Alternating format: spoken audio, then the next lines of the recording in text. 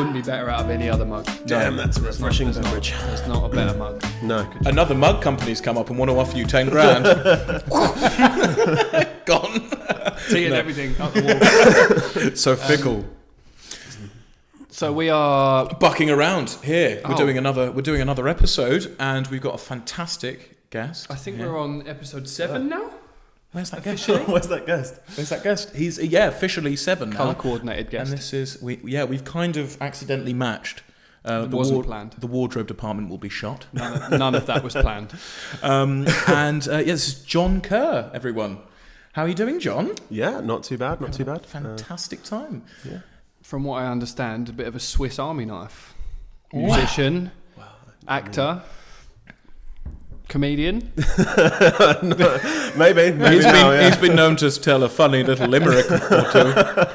He's a chirpy chappy, I'll tell you that much for nothing. We worked together. We did pantomime. Peter Pan. And you came to see Which I came to see. Very impressive. Yeah. Thank you. It was very impressive. I'm glad someone did. We got good houses. We actually did. I wasn't going to mention that there was nobody else there.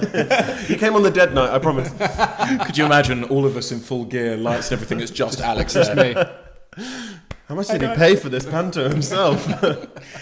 It's like Shia LaBeouf. It's like this. I made this myself. I'm going to sit there and watch. No, it was very good. It was very good. And that was how you two met each other, correct? Yeah, that was the first time we ever met. That was our meet cute. And you did that show 8 times? No, I think we did more than that. 7,342. It was enough Wow, It was enough to feel like that and make me want to go like that. No, it's great. It's fantastic, but sometimes it is exhausting, isn't it? Yeah, you don't actually know what number you're on. Really? Literally. You Like, I just think what go, did we was have? that the next day? We had like 12. I think it was like 12 shows or something. Yeah. And Twice a day, every day, wasn't it? especially like halfway through that second one in the day, you're like, what's next? Who am I in this? I know I'm professional and I know the show. However, no idea. Where am I? Someone tell me. That is so true. Whenever you're about to go on stage and if it's the second show of the day, you go, have I done this scene already? Yeah. Oh God! And then you feel sick, and you're like, where do I go? And then you just walk on stage and hope and pray that everything kicks in. I bet that can go south really quickly, like in your head as well. Kind of, if you're kind of like you know what you're doing and everything's fine, and then all of a sudden you literally just like It's the deja vu moment, and it does just go like it's just a tiny little doubt. Because normally when you're there and you're like, oh, I'm not sure. Yeah, exactly. Yeah. You're like, that's enough to kind of kick you, and you go. Oh. Well, technically, 12 shows over the Christmas period isn't a massive amount of time. No. But even with that short longevity, when you do a longer show with a bit more longevity, over like a year, it's insane. Like my old man, he did Mousetrap, and he played the lead in that, and he did it for a year, I think it was. And he said it's just...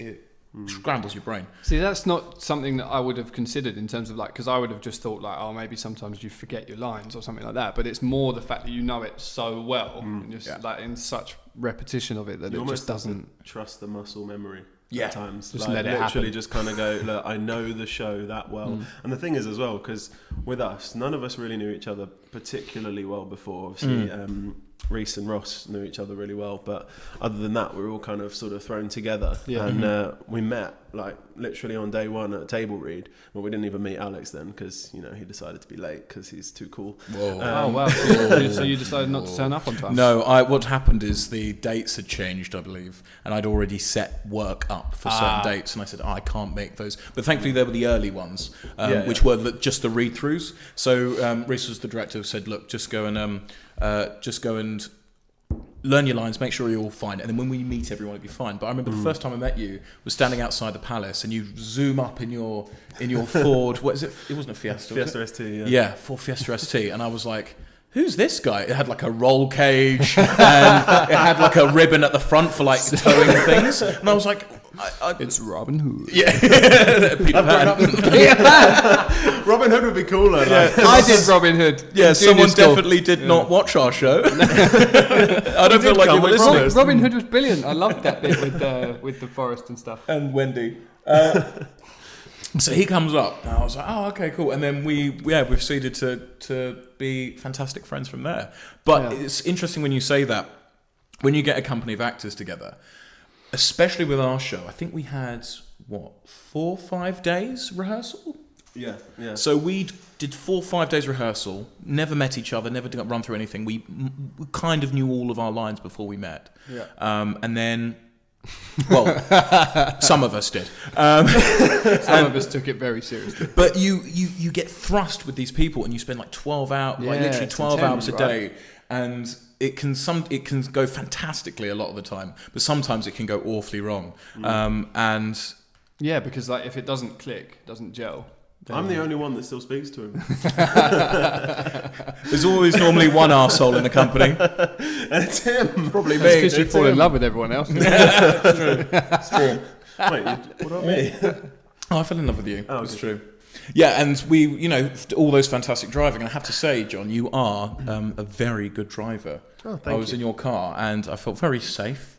Not the usual car. response. But okay, No, good, I mean, back. I only leapt for the handle once. Oh yeah, is because fine. you wouldn't have been driving at this point, would you? No, I did pass my test, but You didn't have a His car wouldn't go far enough. I don't trust my KA to get me to Braintree. It was a good 20 odd miles, like It's a long way for a vehicle. Oh yeah, 100%. It's not a horse and carriage, mate. Like, She's tired. It's capable. I mean, it should have been. It should have been. She's eating hay outside. Alex, that's not a car. No, it is. It's a refuel. It gets me where I need to go. It's always awkward when you need to put the petrol in. Anyway, but you're a bit of a massive petrol head, aren't you? I am, yeah. Yeah. For You my like all sins, I do. Yeah. I like to sort of tinker with them and kind of make them my own. Okay. So the Fiesta it wasn't really standard, and it probably didn't Need a roll cage. it didn't have a roll cage. It did need one. That was kind of my next thought, really. Before I got rid of it, I was thinking, I could turn this. I could get a roll kit. I don't need friends. I'm Pretty sure I can attach wings to this thing and get enough speed. It will get in the air. Yeah. No, I've always grown up in a family with sort of petrol head dad and brother and stuff, and kind of fell into it that way, really. No, it's nice. You've done some racing as well. Like, have you done some rallies and stuff? Was it that you were talking about? Track days. What's that like? Because that's the best. Because I when I'm speeding about in my little Don't even pretend that that's a thing. No, but pretend. but sometimes I imagine, or I'd like to think, what's it like to really go to town, do some. Because I remember talking to you about asking some questions about cars and everything. Mm-hmm. And so, like, the difference is, like, what's the fun element of, going on those track days and stuff? It's just, it's unlike anything else, because unlike, obviously, the roads, the tracks are designed for it. That's literally what they're for. And as much as you can rag a Fiesta ST, and they are like a fantastic car. Little plug for you there, Ford. Sponsor me. Us, Bucking Around. All of us. I mean, if you get sponsored by Ford, then fair play. We'll put the mugs away. Have a car. Do all podcasts in a Ford ST. But no, as much as they are an awesome little car, they're obviously in comparison. It was on the Silverstone that I did this, and I've done a couple of track days in those sort of experience days in like Lamborghini and that kind of stuff, which is a lot of fun. Yeah. But yeah, it's the first time doing it in my car, and it was a car that I'd done quite a bit of stuff to myself as well to try and make it test it out a little bit better. And then I kind of was testing myself, because it's the first time I've kind of driven with no limits, where, because wouldn't do that on the road, Mum. Why did you change your voice then? What are you talking about? I'm the safest driver ever. No, but then on the track, if you go wrong on the roads, there's other cars or there's a tree, whereas on the track, there's other cars, but they're all doing the same thing as you, so it's not like anyone. You're all going to be crashing. Yeah, everyone will. You'll hit so together. fast you won't know anything about it. Instant death. But then obviously you got like the runoffs and stuff as well, like the gravel traps and stuff. So if you do go off, there's a lot of safety in place, and you don't really think about that. You think, oh, you're going really, really fast. Like, it's quite dangerous. But actually, you kind of have far less fear of it, and the adrenaline takes over. Well, it's way safer than doing high speeds on motorways and things, isn't it? Yeah, exactly. Literally, you've got like a ditch on the side of the road, or like the central reservation. That's pretty much it. Or a field. Yeah. Gone. Yeah. Bye. Bye, John. But then I always think this about like Formula One drivers and stuff, like when they kind of, because you know, like Lewis Hamilton will be doing like 250 miles an hour, whatever he's doing, that like, you know, What's that? It just shakes, doesn't it? You go so fast, it's like, Oh, I hope not that much. yeah, it does. Maybe 250 in your car. Have It you, might not be. have you not ever seen it where they're doing that and it's like constantly If like, he's doing that, I think something's gone wrong. right, just shut the fuck up. It was just running really fast. Fred All kitted Flintstone. up still, helmet on. It's an endurance But at race. Talladega Nights, the car's in a like fiery pit behind him, and he's like, "Tun, tun, tun, tun." You're not in the car, Lewis. I still win. No, but you know what I mean? Like when they're doing, so they'll be doing ridiculous speeds in Monaco, whatever it is, and then like to come away from that and go back on like the M25. Yeah. That must be a really difficult thing to adjust I get to. that when I'm like going at 70 and then I roll into town Back and to at 30. and I'm like, this Yeah. is... Because your car's no longer going. Someone described my car as like a little old lady. Don't make her sprint. just walk her gently. She's not well. She's not well, I'm She's blessed. not well. Got That is a weird adjustment to make, and especially like doing. I drove there with a couple of mates in my car, and then did this track day. It was at Ford Fair, so there was a load of stalls and stuff. And wandered around, bought some merch and whatever, and then I went and did my track session. And then about an hour or so later on, we all got back in the car and drove back from Silverstone to Southend. And when I first got in the car, I was like, "Oh, these brakes are spongy. They've been used." I'm really glad I upgraded these just before this, because that would have been unfortunate. But then you do kind of have that feeling of like, I was driving back on the motorway at exactly 69.5 miles an hour the whole way, and and I was driving back like, I feel like I'm walking. Yeah, Like, it's just crazy. the whole, isn't it? just in a straight line. I got really bored as well. I was like, Yeah. I want to turn, I want to twist. I was like, some I just fun want to be things. doing that all the time. Who's that guy swerving his way up the motorway? Oh, he's been to Ford Fair. If you do that route every day past there, you'd be like, I'm just going to give them a veer because I know all the people coming out are going to be bored and they're just going to want to just go. Just gun it, yeah. You do every now and then though, going up the motorway, you just see someone like kind of fly past you at 140. Yeah. And that's the point where you kind of just go, I hate those people. twat. Immediately. Immediately. hate those. You will never have that problem for as long as you drive a KA. It won't ever be an issue. What if it's a newer one? Nope. Nope. Just be limited. It's not a thing. Never get I there. don't think they do more than 72 No, even that's a stretch. That's quite dangerous though, 72. in a KA. oh, sorry. Just in general, generally. 72. Yeah. Sorry, that's 72. You're really trying to convey this image, aren't you? I know what you're talking about. I don't have a job that requires me to be able to drive safely, so it's fine. Oh dear. I get the train to work now. I can do what the fuck what I like. That goes really fast. That's true. Well, that's the next level to it, isn't it? Like, say you're a pilot, and then you land, and you get back in your car, and then like that must be Why am I not in the air? Oh, I'm in the car. That's why. just come from doing. Like, how fast does an airplane go nowadays? I don't know. 350 miles an hour? Something probably. Is that yeah, about I don't know. right? 4, 5, Miles an hour? I'm not even going to throw numbers. I have no idea. 1,000 kilometers a second. That would a be rocket. great. That's a rocket. That's what you're in. Yeah, imagine those. We could take it a step further. Those astronauts, and they come back home. They're like, "Wow, Yeah, everything's like- just not a rocket pace, is it?" Just adrenaline injected. You know that guy who like stood on a platform, Yeah. like, on the moon or wherever he was, and then just go. Almost fell from the moon. Yeah. You know what To I mean? Earth. You know, yeah, and he just kind of threw him. What does he do now, Monday to Friday? Like, how is he ever gonna? He's planning to go from the moon this time. That's what he's going to try I and think do. he just like jumps out of his bedroom window every morning to start his day, just to get a little bit of I think he'd break his legs, to be fair. No. Yeah, I think a lot went I don't into know. him I've jumping done it- from up there. Yeah, but I've done it from the atmosphere. I could do anything. Oh no! Oh, so you reckon he's dead now? Probably. Yeah. It's one of those things. Isn't Took it? it too far. Well, nothing's going to ever beat that. That's And what like I mean. an So how do adrenaline. you live a normal life now? Yeah, it's like the film Limitless. When you've experienced that.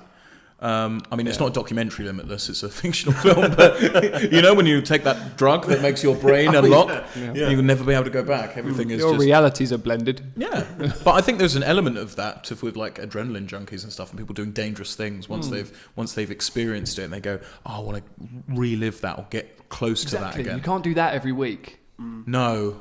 it was kind of one of the things that was in my mind when I got rid of the car.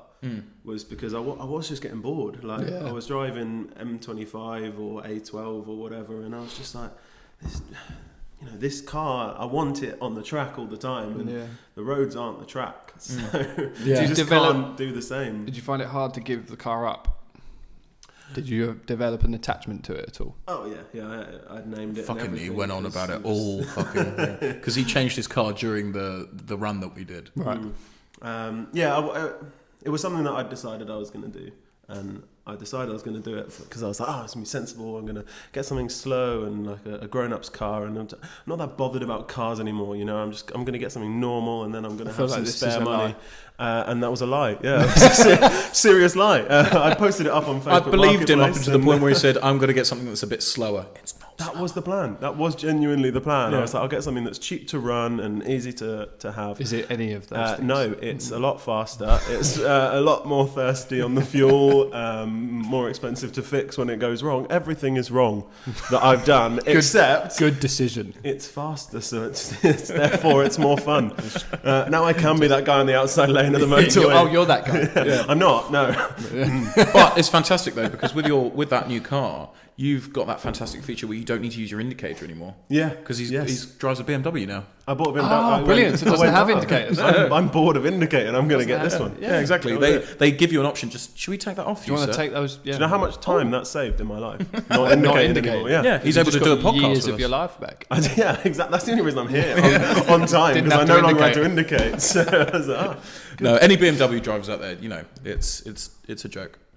It's not. It's not. It's very serious. It's not. It's what we do. It's what we do, isn't it? We do.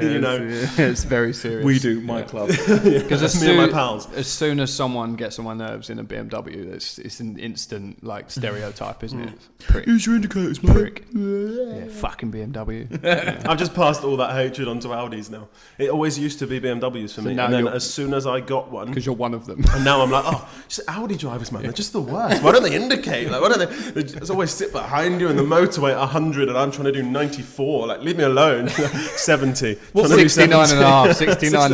Yeah. What car did Reese get? I can't remember. This is brilliant, right? So Reese, who we want to try and get, who we want to try and get on the show. Yeah, we will need to. So Reese loves his cars as well. Who's the director of the show that we did, and obviously Jon was giving us lifts and stuff, and I think it's fair to say that Reese got a sort of love for your car, didn't he? Or when I say love as well, like complete jealousy that completely corrupted him to his soul. To the extent where about 4 days into the rehearsal run, he turns up with a brand new Audi car of like, what is it? It was Jon protest. It's still slower than mine. But it was. Like, it's only got one turbo, for goodness sake. Come on, what's he doing? But I just thought that was brilliant. It was the idea that he'd be so engrossed by your vehicle that he's gone enraged. Comes in like, you made. And he told us he was coming late as well. He was like, I'm really sorry, I'm going to be late today. And we were like, it's all right, no worries, we'll get started, we'll be professional. Like, sometimes directors do have other things in their personal lives they have to sort out. He just drives it through the wall straight directly onto the stage. Like, I'm here to prove a point. If you want to get him on the show, just tell him I've been on the show, and then he'll have to be on the show. And he's here already. I will not be outdone by Jon. He's waiting outside. Oh dear.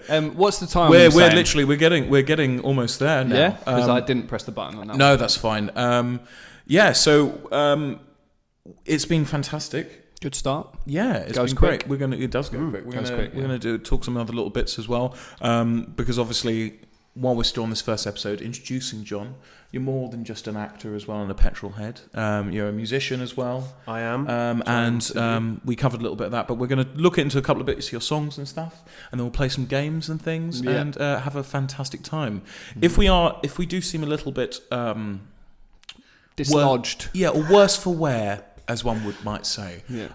Me and Alex did the Hot Wings challenge last night.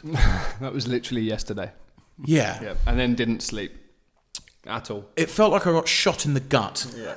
It's fucking dreadful. And then we were saying before, like, we'll get guests on and we'll get everyone to do it with us. I don't want to do that ever again. I don't want to do that ever again. I think we should probably bin all those sauces. Oh, I already have. I had a fire in the garden. Good. And like out of like hatred. Why don't you let me come around just to piss on them for good measure? You bastards. Yeah, it was nasty. It may be painful. It was not. And if you've not seen that yet, then go and watch it because it's Yeah. fun for you, not fun for us. You'll see it. You'll see our pain and suffering. Because apparently sex and torture sells. So take your top off. Yes, thank you, Star Tiller. Oh god, this again.